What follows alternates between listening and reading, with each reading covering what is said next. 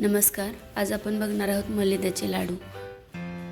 साहित्य: बारीक किसलेलं खोबरं, पिस्त्याचे काप, बदामचे काप, तूप, किसलेला गूळ, भाजून घेतलेली खसखस आणि वेलदोड्याची पूड.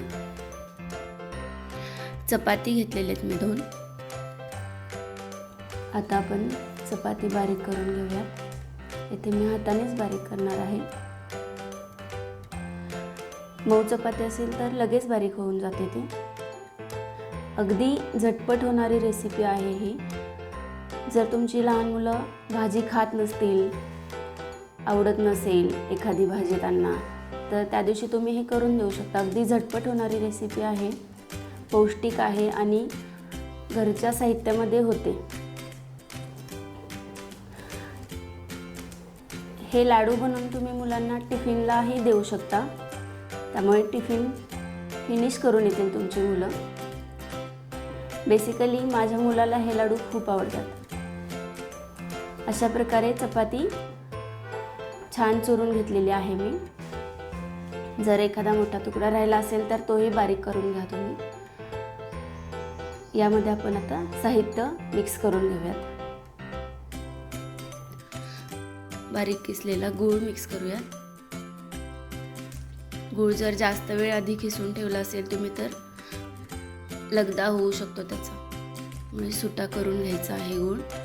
त्याच्यानंतर बारीक किसलेलं खोबरं भाजून घ्यायची गरज नाही आहे. सुकं खोबरं बारीक किसून घ्यायचं आहे फक्त. आता यात आपण बदामचे काप घालूयात. याप्रमाणे तुम्ही तुमच्या आवडीचे ड्रायफ्रूट्स ॲड करू शकता इथे तुम्ही. पिस्त्याचे काप, यात तुम्ही खजुराचे बारीक तुकडे करून पण घालू शकता. आता भाजलेली खसखस घालायची. खसखस थोडी क्रश करून घेतली तरी छान लागेल. खसखसीमुळे जास्त खमंग लागतात लाडू, चवही छान येते. आणि यात आपण वेलदोड्याची पूड मिक्स करत आहोत. अशा प्रकारे आपण सर्व साहित्य यामध्ये घालून घ्यायचं आहे आणि आपण ते आता हातानेच एकसारखं करून घेत आहोत. 2 चमचे तूप पण घालत आहोत आपण यात. तुपामुळे स्वाद छान येतो, हलके होतात लाडू.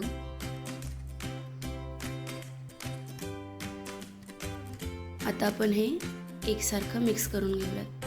हातानेच मिक्स करायचं आहे. गूळ फोडून घेऊयात अगोदर. जर गुळाचे खडे राहिलेले असतील तर तुम्ही बारीक करून घेऊ शकता ते हाताने. गूळ एकसारखा चपातीला लागला पाहिजे, त्यामुळे लाडू छान वळतात आणि गोडही एकसारखे लागतात. एका बाजूला चपाती, एका बाजूला खूप गोड असं नाही होत. हाताने एकसारखं मिक्स करून घ्यायचं आहे. हलक्या हातानेच करायचं आहे, जास्त दाबून नाही घ्यायचं. अशा प्रकारे मी हे सगळं मिक्स करून घेतलेलं आहे साहित्य. आता आपण याचे लाडू वळूयात. जास्त प्रेस करायची गरज नाहीये, त्याच्यामुळे गुळामुळे लाडू ओले होऊ शकतात. ते जास्त प्रेस केले की हलक्या हाताने लाडू वळून घ्यायचा आहे. अगदी सोपी रेसिपी आहे. मुलांना आवडत नसेल भाजी खायला तर तुम्ही कधीतरी म्हणून हे लाडू देऊ शकता. अगदी रुचकर व पौष्टिक घरच्या साहित्यात होणारे लाडू.